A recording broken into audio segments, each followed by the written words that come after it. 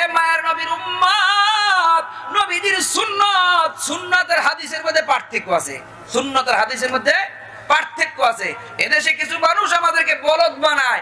আরে আমাদেরকে বলদ বানাও, সাধারণ পাবলিক বলদ হইব। আমার মতো আলেমরে বলদ বানাইতে হলে আমার সামনে কিতাব নিয়ে আসতে হবে। কথা বলেন ঠিক না বা ঠিক? তোমাদের বড় আলেমকে নিয়ে আসো, চ্যালেঞ্জ তোমাদের সামনে। তোমাদের বড় আলেম যত আছে সব নিয়ে আসো, তোমাদের সাথে আমরা বসতে রাজি আছি। কথা বলেন ঠিক না বা ঠিক? আগে রমজান মাস আসলেই দেখতাম কি খালি কত 1 লাখ টাকা চ্যালেঞ্জ, 20 টাকার তারাবির দলিল যদি দিতে পারো 1 লাখ টাকা। আরে এত টাকা তারা পায় কই? এখন দেখলাম তাগো মাদ্রাসায় ইহুদিরা পর্যন্ত আসে।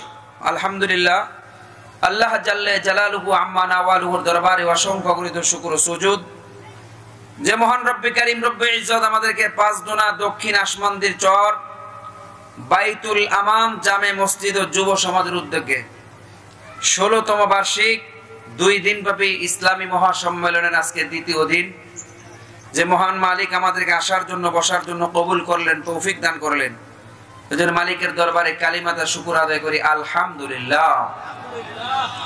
সম্মানিত হাজিরিন, আমার অনেক লেট হয়ে গেছে। মাগরিবের নামাজের পর পরে আমার বসার কথা ছিল, কিন্তু সুদূর সাভার থেকে প্রচন্ড জ্যামের কারণে আসতে দেরি হয়ে গেছে গা। যাই হোক, আমি আপনাদের সামনে সর্বোচ্চ 35 মিনিট কথা বলবো ইনশাআল্লাহ। আল্লাহ রাব্বুল আলামিন জবান দিয়ে এমন কিছু কথা বের করে দেখ যে কথাগুলো আমাদের সবার জন্য উপকারী এবং জরুরি। আল্লাহ কবুল করুক, সবাই বলেন আমিন। আমি আপনাদের সামনে একটি কোরআনে কারীমের আয়াত কারিমা তিলাওয়াত করেছি। এটার তরজমা হলো এই: আমি আল্লাহ রাব্বুল আলামিন পৃথিবীতে মানব দানব জিন ইনসান যত প্রাণী পক্ষীকুল আছে সব কিছু রিজিকের জিম্মাদার আমি আল্লাহর হাতে। জোরে কোন আল্লাহু আকবার। এই পৃথিবীতে আমরা একটা জিনিসের জন্য সবাই টেনশন ফিল করি, সেটা হলো রিজিক। দেখারে করোনা তো লাগছে, চাকরিও গেছে, চলমু কেমনে, সবার মাথার মধ্যে টেনশন আছে। কথা কর ঠিক না বেঠিক? বর্তমানে দ্রব্যমূল্যের দাম বাড়তি, আমাদের অনেকের মধ্যে প্রেশানি, আমরা কেমনে চলবো? এই বেতন দিয়া, বেতন তো বাড়ছে না, দ্রব্যমূল্যের দাম তো বেড়ে গেছে, কেমনে চলবো? আসলে চালাইবে কেডা? এজন্য আমি 15টা আমলের কথা বলবো শুধু। আজকে কোনো বয়ান হবে না, শুধু ভূমিকা হবে না, কিচ্ছু হবে না, শুধু 15টা আমলের কথা বলবো। এই আমলগুলি যদি আপনি করতে পারেন, রিজিকের মধ্যে আল্লাহ রাব্বুল আলামিন বারাকাত দান করবেন। জোরে কোন সুবহানাল্লাহ। মুমিন মুসলমান বন্ধুরা আমার, আল্লাহর নবী বিশ্ব নবী রাহমাতুল লিল আলামিন তিরমিজি শরীফের হাদিসের মধ্যে ইরশাদ করেন, নবী বলেন, ইন্নাল বারাকাত জিয়াদা, বরকত মানে বৃদ্ধি পাওয়া।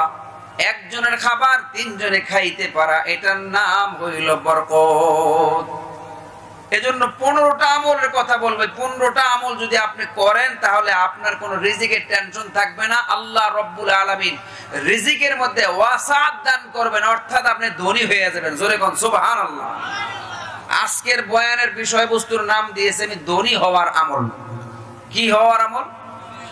এই বাংলাদেশে এমন কেউ আছে যে ধনী হইতে চায় না? আল্লাহ কোরআন শরীফের মধ্যে বলে, বান্দা তুমি যতই ধনী হও না কেন, তোমার ধনী এক সময় শেষ হয়ে যাবে, কিন্তু আমার আল্লাহর কাছে মাল কোনোদিন শেষ হবে না। কথা কোন ঠিক না?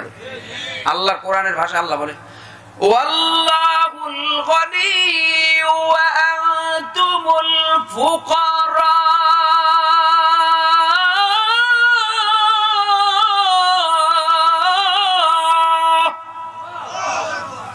আমার আল্লাহ রাব্বুল আলামিন বলে, গোলাম আমি আল্লাহ ধনী, তোমরা যারা আছো সব হইলা ফকির। এ মায়ের নবীর উম্মত, এজন্য রিজিক নিয়ে আমাদের টেনশন করার কোনো প্রয়োজন নাই। আল্লাহর নবী বিশ্ব নবী রহমাতুল লিল আলামিন বলে, এই পৃথিবীতে কোন মানুষ আসার 40 বছর পূর্বে আমি আল্লাহ এই দুনিয়ায় তার রিজিক পাঠাইয়া দেই। অতএব রিজিক করে কোনো টেনশন করার দরকার আছে? শাইখুল হাদিস জাকারিয়া রাহমাতুল্লাহ আলাইহি তার আবৃত্তি নামক কিতাবের মধ্যে লেখেন, ছোট্ট একটা ওয়াকিয়া আপনাদেরকে বলেই আমি আমলের দিকে চলে যাব ইনশাআল্লাহ। শাইখুল হাদিস জাকারিয়া রাহমাতুল্লাহ আলাইহি লেখেন, একদল ডাকাতের দল, তারা দিনের বেলা পরামর্শ করতেছে আজকে রাত্রি বেলায় কোন দিকে ডাকাতি করার জন্য যাওয়া যায়। দাওয়াতে তাবলীগের ভাইরা যেমন পরামর্শ করে, ডাকাতের দল চোরের দলও পরামর্শ করে, কথা কোন ঠিক কিনা? এবার ডাকাতের সর্দার বলতেছে কোন দিকে যাওয়া যায়? বলে এইদিকে ধনী বাড়ি আছে, দোতলা বাড়ি, ছেলে বিদেশ থাকে, বড় লোক আমেরিকা থাকে, লন্ডন থাকে, ধনী বাড়িতে আজকে আমরা ডাকাতি করব। পরামর্শ সিদ্ধান্ত হয়ে গেল, ঠিক আছে সবাই যার যার প্রস্তুতি নিয়ে চলে আসো, মাগরিবের সময় এই জায়গা থাকবা তোমরা, সবাই মিলে আমরা একত্রিত হয়ে চলে যাবো। এমন টাইমে ডাকাতের সর্দার বসে রয়েছে আর সবাই যার যার মধ্যে চলে যাচ্ছে। হঠাৎ করে ডাকাতের নজরের মধ্যে পড়ে যে জায়গায় বসছে তার সামনে একটা খেজুর গাছ, মাথাবিহীন, তার কোনো মাথা নাই। ওই গাছের মধ্যে একটু পর পর একটা পাখি এসা কাকে যেন আদার খাওয়াইয়া যায়। এ মায়ের নবীর উম্মত, ডাকাত দলের সর্দারের কৌতূহল মনের মধ্যে জাগ্রত হলো, এই পাখিটা কারে আইনা খাবার খাওয়ায় যায়, আদার খাওয়ায়, একটু দেখা দরকার। ডাকাতের দলের সর্দার লিডার পাশের এক বড় গাছের মধ্যে উঠা তাকায়া দেখে ওই জায়গার মধ্যে একটা বিষধর সাপ।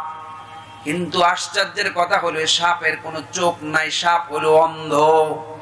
ডাকাতের দল তাকায় দেখে একটা অন্ধ সাপকে যদি আল্লাহ রব্বুল আলামিন এইভাবে অন্য একটা পাখির মাধ্যমে রিজিক খাওয়াইতে পারে, আমি আপনি আশরাফুল মাখলুকাত, আমাদের রিজিকের মালিক আল্লাহ আমাদেরকে খাওয়াইতে পারে কি পারে না? এ বাংলাদেশের মানুষ, একটা ডাকাতের দল এই ঘটনা দেখে তার জীবনের মোড় ঘুরে গেল।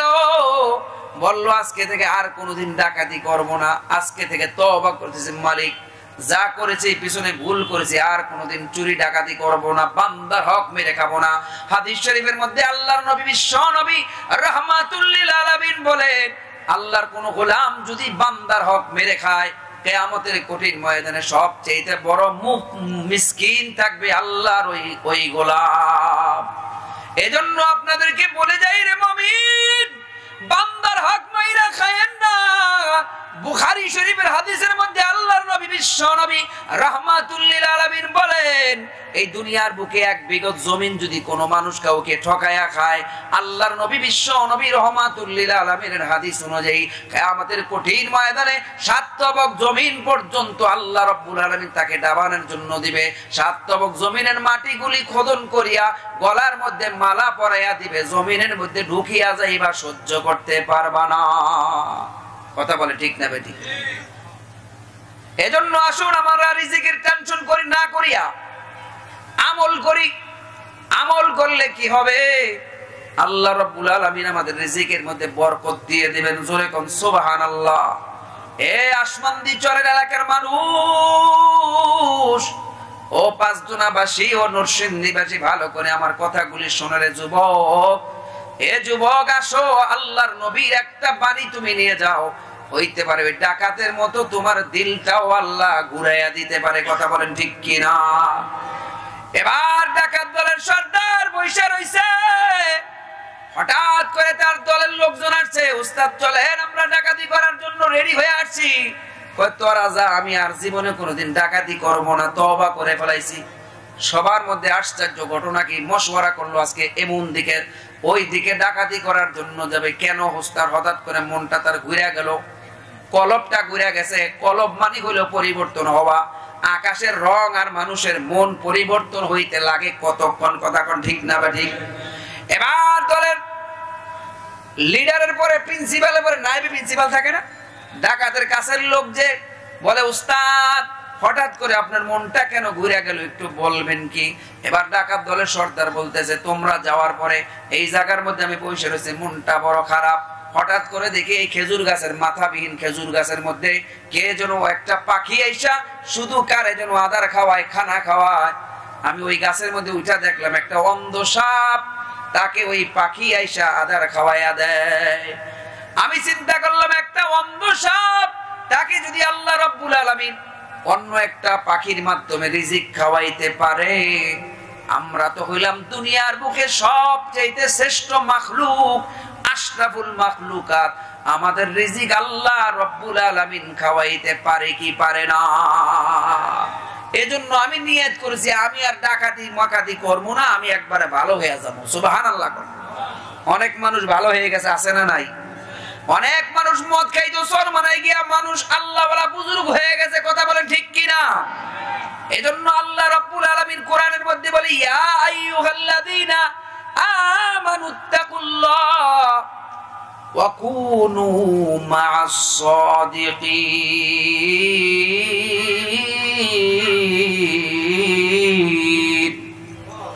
আল্লাহ রাব্বুল আলামিন বলে হে ঈমানওয়ালারা, কত মধুর ডাক আমার আল্লাহ ডাকটা বলে ও ঈমানওয়ালারা আমানুত্তাকুল্লাহ, আমি আল্লাহকে ভয় করো, ওয়া কুনু মা'আস সাদিকিন, সত্যবাদীদের সাথে সলিহিনদের সাথে তুমি থাকো। দুনিয়ার কোন কবি সুন্দর করে শের বানাইছেন, সোহবাতে সলিহ তোরা সলিহ কুনাদ, সোহবাতে তলিহ তোরা তলিহ কুনাদ। আদর্শ লিপির মধ্যে আমরা পড়েছি সৎ সঙ্গে সর্ববাস, অসৎ সঙ্গে সর্বনাশ। কথা বলেন ঠিক না বা ঠিক?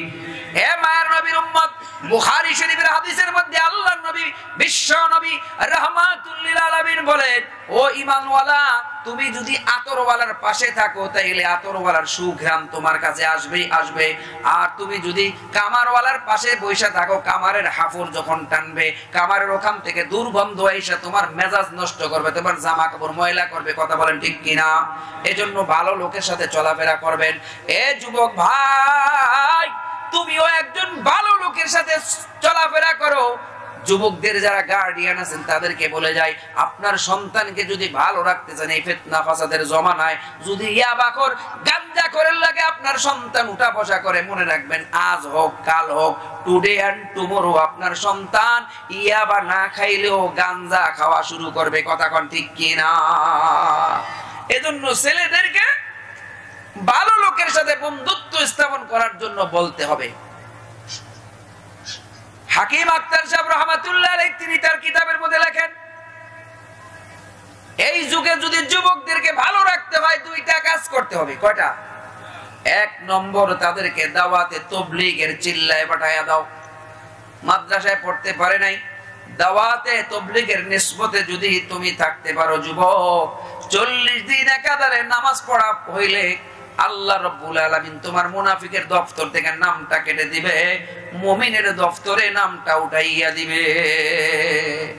এজন্য এক নম্বর বাঁচার পথ বর্তমান যুগে দাওয়াতে তাবলীগ। কিছু মানুষ তাবলীগের কথা শুনলেই গায়ের মধ্যে জ্বালাপালা উঠে যায়। কথা কোন ঠিক না বা ঠিক?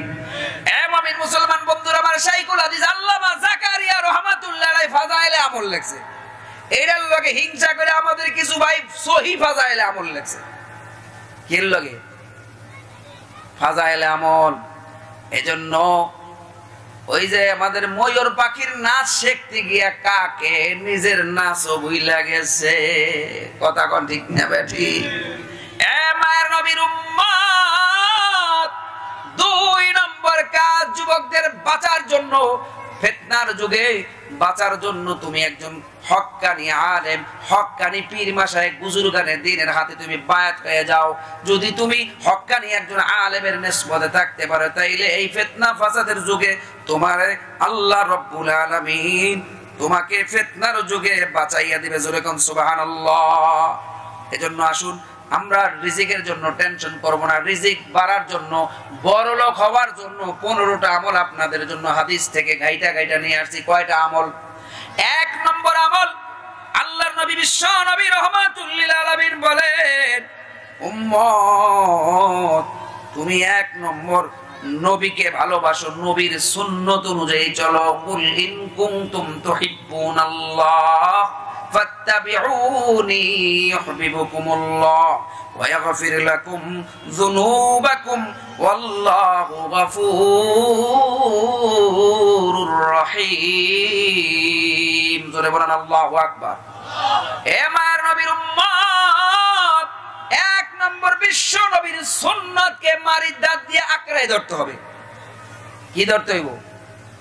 সুন্নত। কি এখন আমাদের সমাজের মধ্যে সুন্নত নাই, সুন্নত নাই।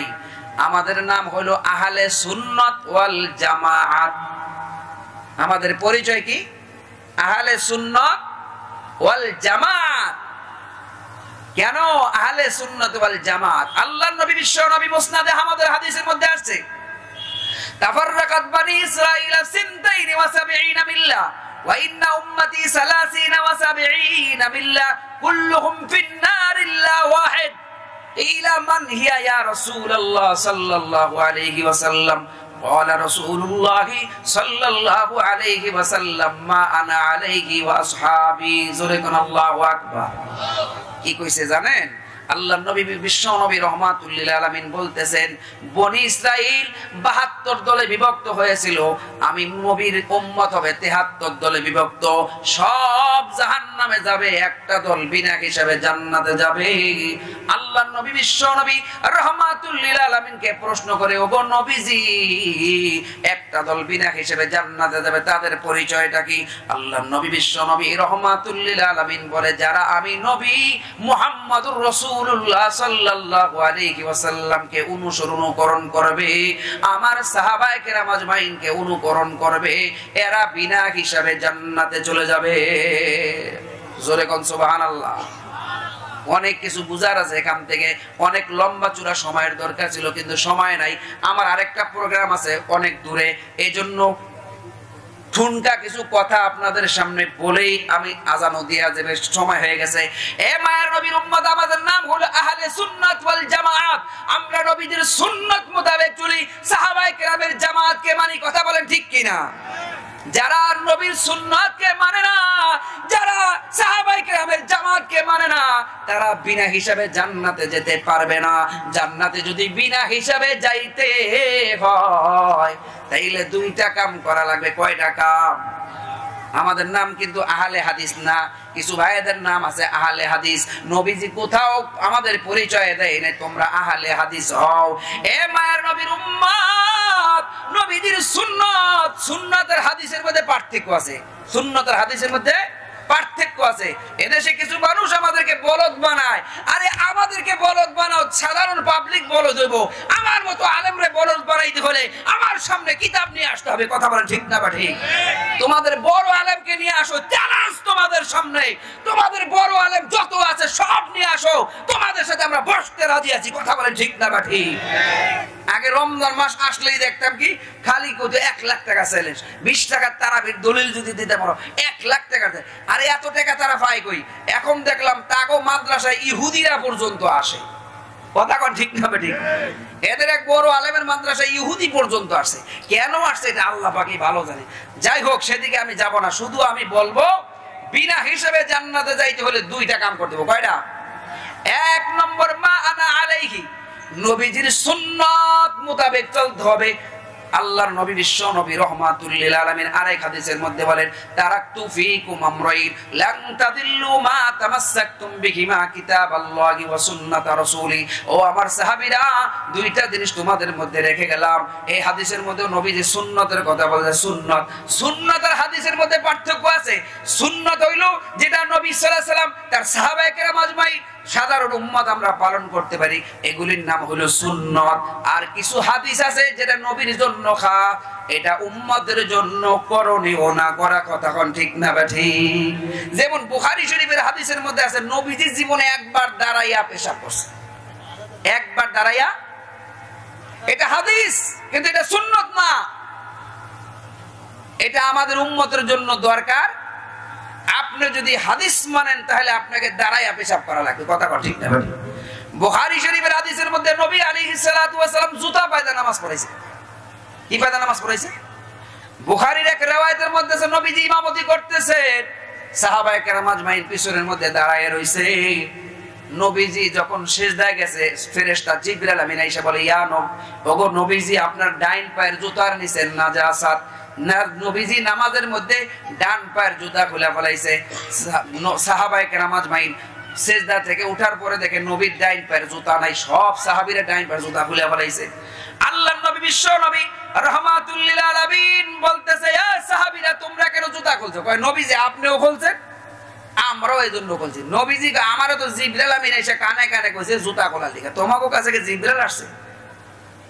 এটা নবীর জন্য খাস। নবী আলাইহিস সালাতু ওয়াস সালাম তার জীবনে বিবাহ করতে কয়টা?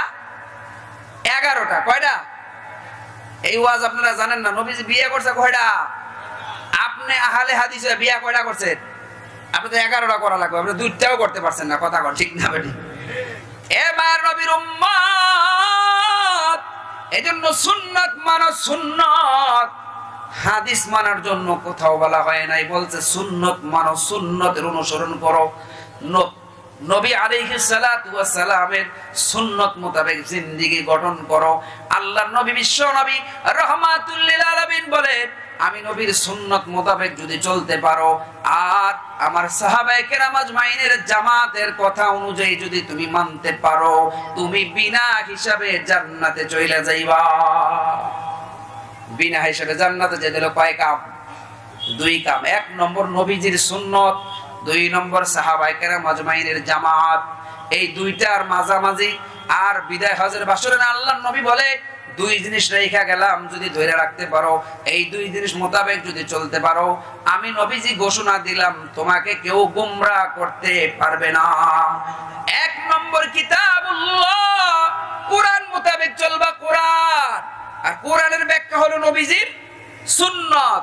কোরআনের ব্যাখ্যা কোরআন, কোরআনের ব্যাখ্যা রাসূলের সুন্নাত হাদিস, কোরআনের ব্যাখ্যা সাহাবায়ে কেরাম আজমাইনের কওল, কোরআনের ব্যাখ্যা আমাদের মুফাসসিরিনদের বিশ্লেষণ। এটা হলো কোরআনের ব্যাখ্যা। জোরে কোন আল্লাহু আকবার।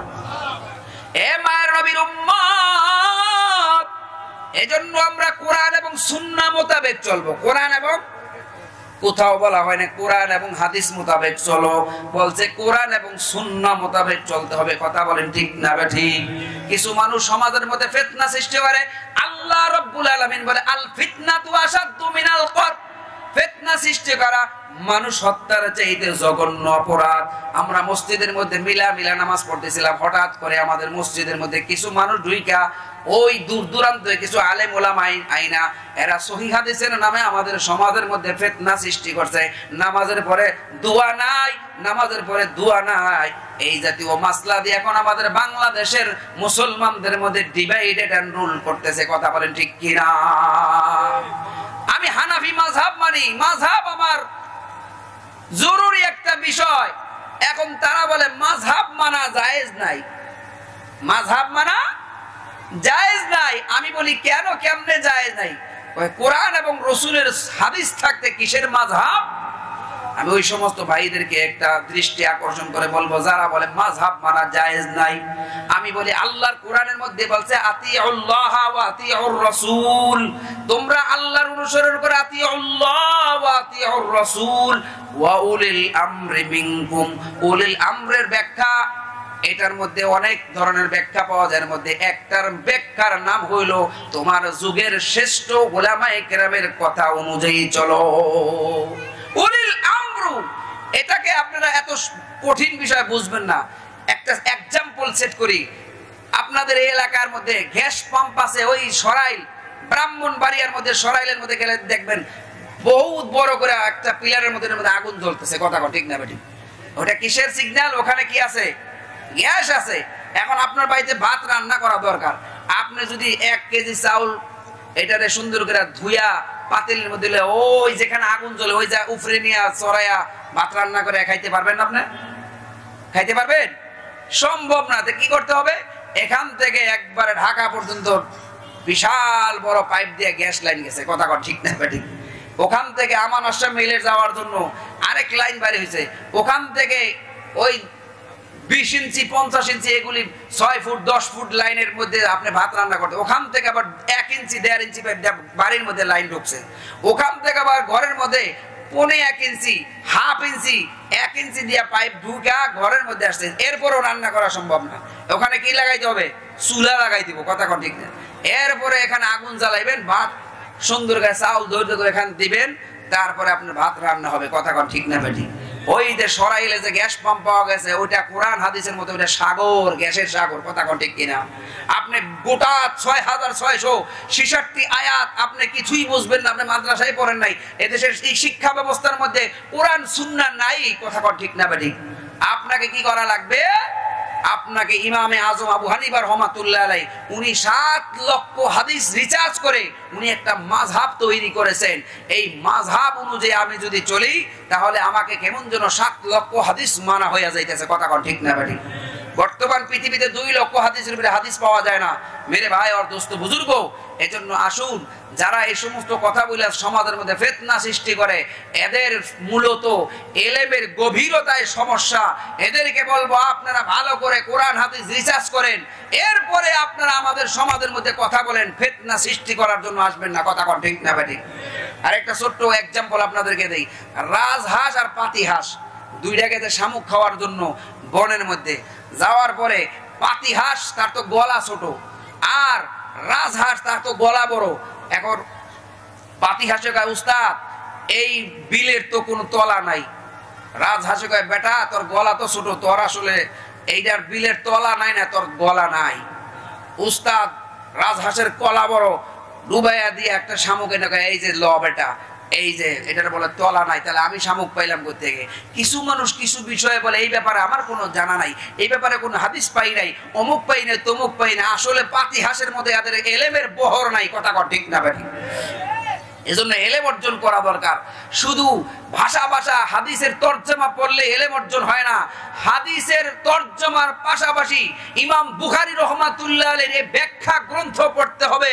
এই ব্যাপারে উমদাতুল কারি ফি শরহে বুখারী, ফাতহুল বারি ফি শরহে বুখারী, কাশফুল বারি ফি শরহে বুখারী, নসরুল বারি ফি শরহে বুখারী, হাজার হাজার বুখারীর ব্যাখ্যা গ্রন্থ আছে। কথা কর ঠিক না বেঠিক? এগুলি পড়ো, তারপর উস্তাদের থেকে বুখারী শেখো। বাংলা বুখারী বগলের তলে লইয়া কইও না আমি বুখারী পড়ি, আমি বুখারী পড়ি। গোড়ার ডিম পড়ো তুমি আমার। তুমি বুখারী পড়তে হলে তোমার বড় বুখারীর শাইখুল হাদিসের কাছে গিয়া বুখারী পড়তে হবে। কথা কোন ঠিক না বেঠিক? 2009 সালে বুখারী শরীফ পড়েছি আলহামদুলিল্লাহ। আমার উস্তাদে মুহতারাম, আমি আমার উস্তাদে ইউসুফ বিন নুরি রহমাতুল্লাহ আলাইহির কাছে বুখারী পড়ছে, উনি আনোয়ার শাহ কাশ্মীরি রহমাতুল্লাহ পড়ছে। এভাবে যাইতে যেতে ইমাম বুখারী পর্যন্ত আমাদের সনদ আছে। কথা কোন ঠিক না বেঠিক? সনদ ছাড়া ইলম শিখলে ওই ইলমের কোনো দাম নাই। আর কিছু মানুষ স্টেজের মধ্যে উঠাই করে কি মাযহাবের বিরুদ্ধে, হানাফি মাযহাবের বিরুদ্ধে বয়াবাজি শুরু করে দেয়। কথা ঠিক না বেঠিক? আমরা এই পর্যন্ত কথা বলছি, কোনো বকা দিয়েছি? কথা বলেন, বকা দিয়েছি? বকা দেওয়া ঠিক না। হাদিস শরীফের মধ্যে আসছে যে মুসলমানকে গালি দেওয়া ফাসিকি, মুসলমানকে হত্যা করা কুফরি। আল্লাহ তাআলা আমাদেরকে বড় হওয়ার তৌফিক দান করুক। আল্লাহ রাব্বুল আলামিন আমাদের সবাইকে রাসূলের সুন্নাত মোতাবেক চলার তৌফিক দান করুক। জোরে বলেন আমিন। মুহতারাম হাজিরিন, বলতেছিলাম রিজিকের মধ্যে বরাকাত। রিজিক এমন একটা জিনিস যেই জিনিসের জন্য আমরা সবাই টেনশন করি, অথচ হাদিসের মধ্যে আসে তোমার দুইটা জিনিস তোমার পিছনে পিছনে ঘোরে। একটার নাম হলো রিজিক, আরেকটার নাম হলো মৃত্যু। কথা কয় না? এই ওয়াজ আরো করছি না? তাই 6 বছর যাবত এই মাঠে আমি বয়ান করি। আপনারা কার বয়ান শুনছেন এতদিন বুঝলাম না। এ মায়ের নবীর উম্মত, রিজিকের জন্য টেনশন করা যাবে না, আর মৃত্যুর জন্য কোনো টেনশন করা লাগবে না। কিন্তু মৃত্যুর জন্য আমাদের টেনশন হয়, রিজিকের জন্য আমাদের টেনশন হয়। কথা কোন ঠিক না বেঠিক? আল্লাহর নবী বিশ্ব নবী রাহমাতুল লিল আলামিন বলে, যেই পরিমাণে রিজিকের জন্য আমার উম্মত টেনশন করে, ওই পরিমাণে যদি মৃত্যুর কথা স্মরণ করত, আল্লাহ রাব্বুল আলামিন তাকে রিজকে কারিমের ফয়সালা করে দিত। জোরে কোন সুবহানাল্লাহ। এ মায়ের নবীর উম্মত, রিজিকের বারাকাতের জন্য 2 নম্বর যে আমলটা, সেটা হলো বেশি বেশি করে দুরূদ শরীফ পড়তে হবে। আল্লাহর নবী বিশ্ব নবী রাহমাতুল লিল আলামিন বলে, যে উম্মত আমার প্রতি একবার দুরূদ শরীফ পড়ে, আল্লাহ রাব্বুল আলামিন তার প্রতি 10টা রহমত নাজিল করে, 10টা গুনাহ maaf করে দেন, 10টা দারাজাত বুলন্দ করে দেয়। জোরে কোন সুবহানাল্লাহ। আজকে শুক্রবার আসরের নামাজের পরে যদি একই বৈঠকে বসা কেউ যদি এই দুরূদ পড়ে, আল্লাহুম্মা সাল্লি আলা মুহাম্মাদিন নাবিয়্যিল উম্মি ওয়া আলা আলিহি ওয়া সাল্লিম তাসলিমা, আল্লাহর নবী বিশ্ব নবী রাহমাতুল লিল আলামিন বলে তার 80 বছরের গুনাহ আল্লাহ maaf করে দেয়, যদিও তার গুনাহটা সমুদ্রের পাহাড়ের ফেনা পরিমাণ হোক না কেন। 2-3 নম্বর, আল্লাহর নবী বিশ্ব নবী রাহমাতুল লিল আলামিন বলে, মান লাজিমাল ইস্তিগফার, জাআলাল্লাহু লাহু মিন কুল্লি দিকিম মাখরাজা ওয়া ইয়ারযুকুহু মিন হাইসু লা ইয়াহতাসিব। আল্লাহর নবী বিশ্ব নবী রাহমাতুল লিল আলামিন বলে, যে ব্যক্তি নিয়মিত ইস্তেগফার করে, যে ব্যক্তি নিজের প্রতি ইস্তেগফারকে লাজিম করে নেয়, জরুরি বানায় নেয়, সময় পাইলে শুধু পড়ে আস্তাগফিরুল্লাহ আস্তাগফিরুল্লাহ আল্লাযী লা ইলাহা ইল্লা হুয়াল হাইয়ুল কাইয়্যুম ওয়া আতুবু ইলাইহি লা হাওলা ওয়া লা কুওয়াতা ইল্লা বিল্লাহিল আলিয়্যিল আযীম। আল্লাহর নবী বিশ্ব নবী রাহমাতুল লিল আলামিন বলে, কোন আল্লাহর গোলাম যদি দৈনিক এই ইস্তেগফারটা নিজের জন্য জরুরি করে নেয়, তার রিজিকের কোন টেনশন করা লাগবে না, বরঞ্চ আল্লাহ নবী বিশ্ব নবী রাহমাতুল লিল আলামিন বলে, এমন জায়গা থেকে আল্লাহ তার রিজিক পাঠাইবে যা জীবনে কোনোদিন কল্পনাও সে করতে পারে না। এই ব্যাপারে কোরআন শরীফের 6 নম্বর পারার 2 নম্বর পৃষ্ঠা আল্লাহ বলে, ওয়ালাউ আন্না আলাল কুরা আমানু ওয়াত্তাকাউ লাফাতাহনা আলাইহিম বারাকাতিম মিনাস সামা। কোন গ্রামের মানুষ যদি তারা আল্লাহকে ভয় করে এবং ঈমান আনয়ন করে, আল্লাহ তাদের জন্য বরকতের দরজাকে খুলে দেন আসমান থেকে। আরেক কোরআন শরীফের আরেক আয়াতে আল্লাহ রাব্বুল আলামিন বলে, ওয়া মাইয়াত্তাকিল্লাহা ইয়াজআল লাহু মাখরাজা ওয়া ইয়ারযুকুহু মিন হাইসু লা ইয়াহতাসিব। আল্লাহর নবী আল্লাহ রাব্বুল আলামিন বলতেছে, বান্দা তুমি যদি আমি আল্লাহকে ভয় করো, আমি আল্লাহকে ভয় করো, ওয়া মাইয়াত্তাকিল্লাহা ইয়াজআল লাহু মাখরাজা ওয়া ইয়ারযুকুহু মিন হাইসু লা ইয়াহতাসিব। আমি আল্লাহ তোমার রিজিকের ফয়সালা এমন জায়গা থেকে করব যেটা তুমি জীবনে কোনোদিন কল্পনাও তুমি করো না। এজন্য রিজিকের মালিক কে? আল্লাহ। বলেন রিজিকের মালিক কে? আল্লাহ। 1 নম্বর কাম হলো আল্লাহকে ভয় করতে হবে। কাকে ভয় করতে হবে? আল্লাহকে ভয় করতে হবে। বুখারী শরীফ থেকে একটা ঘটনা আপনাদেরকে শোনাই, সামনে অগ্রসর হবে ইনশাআল্লাহ। মায়ার নবীর উম্মত, বুখারী শরীফের রওয়ায়াত, এক আল্লাহর গোলাম বনি ইসরাইলের জীবনে এমন কোন পাপ নাই যেই পাপ সে জীবনে করে নাই। সকল ধরনের পাপ করেছে, সব পাপ করতে করতে জীবনের শেষ প্রান্তে চলে এসেছে। বিছনা থেকে আর শরীরটা উঠাইতে পারে না, শরীরে শক্তি নাই, মুমূর্ষ অবস্থায় এমন অবস্থা চলতেছে, আর বোধহয় বেশি দিন বাঁচবে না। তার ছিল 3 সন্তান। সন্তানদেরকে ডাইকা বলে, ও আমার সন্তানেরা, মাথার গাম পায়ে ফেলাইয়া তোমাদেরকে রুজি রোজগার করে খাওয়াইছি, আজকে আমার জীবনের শেষ সময় চলে আসছে, তোমাদেরকে আমি কিছু ওসিয়ত করে যাই। ও বড় সন্তান, ও মধ্য সন্তান, ও ছোট সন্তান, মনোযোগ দিয়া শোনো। আমি বাবা যখন দুনিয়া থেকে ইন্তেকাল করব, আমার লাশটাকে সুন্দর করে পুরাইয়া ছাই বানাইয়া 2 ভাগে ভাগ করবা। 1 ভাগ ছাই বাতাসে উড়াইয়া দিবা, আর 1 ভাগ ছাই পানির মধ্যে তোমরা মিশাইয়া দিবা। কেমন ওসিয়ত করছে! এটা কি ভালো না খারাপ? মুসলমান মারা গেলে কি পুরান নিয়ম আছে না কবর দিতে হয়? হাদিস শরীফের মধ্যে আসছে, একটা জিন্দা মানুষের যেই সম্মান, একটা মৃত মানুষেরও সেই সম্মান। এজন্য কবরস্থান এটাকে সম্মান করা দরকার আছে না নাই?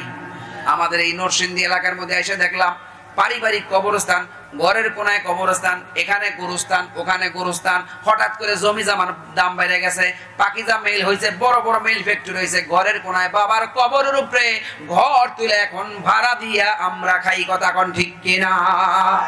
রাগ হইতেছে? রাগ হইেন না, বেয়াদবি মাফ করে দেন। 2-4টা কথা না বললে সত্য কথা বলতে হবে, সত্যের মুক্তি চাই। কথা কোন ঠিক না? বাড়ি আমার নবীর উম্মত, এজন্য ভালো করে লক্ষ্য করুন। আল্লাহর নবী বিশ্ব নবী রাহমাতুল লিল আলামিন বলে, গোলাম, একটা জিন্দা মানুষের যেই সম্মান, একটা মরা মানুষের লাশেরও সেই সম্মান। লাশের সাথে বেয়াদবি করা যাবে না। এজন্য মুসলমান মারা গেলে তারা সুন্দর করে আমরা পাক পবিত্র করে গোসল দেই। পুরুষ হইলে 3টা কাপড় পরাইয়া, আতর গোলাপ লাগাইয়া, জানাজার আদায় করিয়া, তার কবরের মধ্যে সম্মানের সাথে রাইখা, ডাইন কাত কইরা বিসমিল্লাহি ওয়া আলা মিল্লাতি রাসূলিল্লাহ কইরা তারপরে আমরা নামাই। কথা কোন ঠিক কিনা? সারা জীবনে নবীদের সুন্নাত মানে নাই, এরপরেও আমরা পাঠ পড়ি, একটা দোয়া পড়ি, বিসমিল্লাহি ওয়া আলা মিল্লাতি রাসূলিল্লাহ। রাসূলের মিল্লাতের গাড়ির মধ্যে উড়াইয়া দিলাম, অত মুখের মধ্যে থুতার মধ্যে দাড়ি নাই। কথা কোন ঠিক কিনা? বেঠিক। জীবনে কোনোদিন নামাজে যাই না শুক্রবার ছাড়া। শুক্রবারে গেলেও যদি ইমাম সাহেব একটু লম্বা কেরাত বয়ান ধরে কয়, হুজুরেরা খাইয়ালো এক কাম নাই। কথা কোন ঠিক না বেঠিক? আমরা হুজুর হইয়া পড়ছি আরেক বিপদে। হুজুর হইয়া খাইয়া লইয়া একটু মুড়া দেওয়ান বাকি পিসাবের মতো স্বাস্থ্যটা হয়, কয় পরের বাইত খাইয়া দেখ শরীরটা বানাইছে কি, কথা কোন ঠিক না বেঠিক? মোল্লার পেট আল্লাহর টাকারি, আরো কত ধরনের উপাধি আমাদেরকে দেওয়া লাগে। এ মায়ের নবীর উম্মত, মোল্লাদেরকে বলো আসল মোল্লা হলো মুহাম্মদুর রাসূলুল্লাহ, কথা কোন ঠিক না বেঠিক? আমি মোল্লাকে যদি বকা দাও, এই বকা গিয়া সোনার মদিনা ওয়ালার কাছে লাগে, কথা কোন ঠিক কি না? মোল্লার এক ঘটনা মনে পড়ে গেছে, কইতাম নি? মোল্লা জিউন রহমাতুল্লাহ আলাইহি, উনি একজন ভারতবর্ষের বিখ্যাত আলেম ছিলেন, নুরুল আনওয়ার কিতাবের মুসান্নিফ। মোল্লা জিউন এত বড় মোল্লা, উনি বাদশাহ আলমগীরের উস্তাদ ছিলেন। জোরে কোন সুবহানাল্লাহ।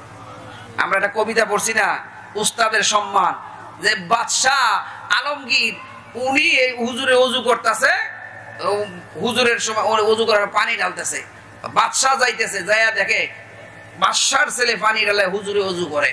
ওরে বাপরে বাপ, বাদশাহ দেখে বলেছে, বিকাল বেলা সফর করে বাদশাহ কয় হুজুরকে ডাকো, হুজুর আপনি আমার ছেলেকে বেয়াদব বানাচ্ছেন। বাস হুজুরে তো ডরাইতেছে, না জানি কি কয় বাদশাহ, হেরফুলারা ওযু পানি ঢালাইছি, মেরে ভাই আর দোস্ত বুজুর্গ। এটা মোল্লা জীবনের ঘটনা, এটা অন্য এক উস্তাদের ঘটনা। একটা ছাত্রের কয়েকটা উস্তাদ থাকতে পারে, কথা কোন ঠিক না বেঠিক?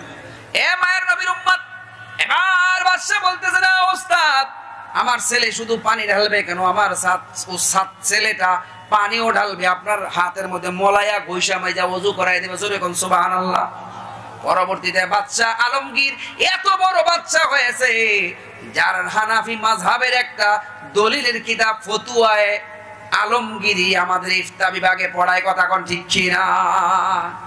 এ মায়ের নবীর উম্মত, মোল্লা জিউন রহমাতুল্লাহ আলাইহি, উনার কাছে এক ফতুয়া আসলো। বাদশা আলমগীরের বাবা যে বাদশা ছিল, উনি বলতেছে আমার বুড়াকালে মনে চাইতেছে আমি একটু রেশমের কাপড় পরিধান করতে চাই। নাসাই শরীফের হাদিসের মধ্যে আজকেও ঘটনা পড়লাম, আল্লাহর নবী বিশ্ব নবী রাহমাতুল লিল আলামিন বলে পুরুষের জন্য স্বর্ণ ব্যবহার করা আর রেশমের কাপড় ব্যবহার করা হারাম। এই হারামটা নবী করে দিয়ে গেছে। জোরে কোন আল্লাহু আকবার। এবার বাদশা বলতেছে আমার মনে চায় আমি একটু রেশমের কাপড় পরতে চাই। ওই দরবারি আলেম যারা ছিল, মাঝে মধ্যে দেখবেন কিছু সরকারের পাশে পাশে ঘরে কিছু মৌলবী আছে না নাই? মোল্লা জিউন রহমাতুল্লাহ উনি ছিলেন হক্কানি পীর। বর্তমানে যে শাসক পলায় গেছে স্বৈরাচার শাসকেরও কিছু এরকম দরবারি মোল্লা ছিল। এর মধ্যে এক নম্বর হলো ফরিদউদ্দিন মাসুদ, জাতির তালই, কথা কোন ঠিক কিনা? এ মায়ের নবীর উম্মত, এবার মোল্লা জিউন রহমাতুল্লাহ আলাইহির কাছে ফতোয়ার জন্য আসলেন। উনি বললেন পুরুষের জন্য রেশমের কাপড় পরা হারাম। ওই অন্যান্য মোল্লারা কয় হালাল, হুজুরে কয় হারাম। মোল্লায় ওই মোল্লারে ধইরাই না জেলখানার মধ্যে আটকায়া ফেলাও, এভাবে পুলিশকে ফরমান জারি করছে। এদিকে বাদশা আলমগীর তখনও তিনি ছোট্ট, সে বুঝছে জিনিসটা বাবাই ভুল করতেছে। দৌড়ে গিয়া মোল্লা জিউনের বাড়িতে গিয়া বলে হুজুর আমার বাবা পুলিশ পাঠাইতেছে, আপনি একটু লুকায়া থাকেন। ভাই কেন? আমার বাবা আপনার ধরে নিব, আপনার অত্যাচার করব, আপনি বাবার পক্ষে ফতোয়া কেন দেন নাই? মোল্লা জিউন রহমাতুল্লাহ আলাইহি বলে ঠিক আছে তোমার বাবারে পুলিশ পাঠাইতে কও, আমিও ওযু কইরা 2 রাকাত নামাজ পড়ে আমার মালিকের কাছে তোমার বাপের বিরুদ্ধে নালিশ করতেছি। জোরে কোন আল্লাহু আকবার। এ মায়ের নবীর উম্মত, এইবার সব বাদশা আলমগীর দৌড়ে কয় বাবা হুজুরে তো ওযুর পানি লয়ে ফেলে, ওযু করা শুরু করে কি করার? হুজুরে তো জানেন যেই দোয়া করে সেই দোয়াই কবুল হয়, মুস্তাজাবুদ দাওয়া। আমার উস্তাদ এখনই মাত্র ওযু করা শুরু করছে, আমি দেখে আসছি নামাজটা পড়া শুধু মোনাজাত দিতে দেরি আপনি ধ্বংস হয়ে যাইবেন। কয় পুলিশ কি গেছে গা? কয় না এখনো যায় নাই, মাত্র রওনা হইছে। কয় তাড়াতাড়ি থামাও। জোরে কোন আল্লাহু আকবার। এই মোল্লা হইল মোল্লা জিউন, আমরা হইলাম নকল মোল্লা, তারা ছিল আসল মোল্লা, কথা কোন ঠিক কিনা? এ মায়ের নবীর উম্মত, বুখারী শরীফের হাদিস আপনাদেরকে শুনাইতেছি। আল্লাহর বান্দা মরার সময় সে বলতেছে সন্তানেরা আমি মারা যাওয়ার পরে আমার লাশটা পুরো 2 ভাগে ভাগ করবা, 1 ভাগ ছাই উড়াইয়া দিবা পানিতে, আরেক ভাগ মিশাইয়া দিবা বাতাসে। আমার আপনাদের কাছে প্রশ্ন, আল্লাহ রাব্বুল আলামিন কোন স্যাম্পল ছাড়া আদম আলাইহিস সালাতু ওয়াস সালামকে 60 হাত লম্বা যেই আল্লাহ বানাইতে পারে, সেই আল্লাহ বানানো আদম রে কবরের মধ্যে রাখার পরে আবার পুনরায় তারে আল্লাহর সামনে দাঁড় করানোর ক্ষমতা আল্লাহর আছে না নাই? আল্লাহ কোরআন শরীফের সূরা ইয়াসিনের মধ্যে বলেন ইন্নামা আমরুহু ইযা আরাদা শাইআন আইয়াকুলা লাহু কুন ফায়াকুন।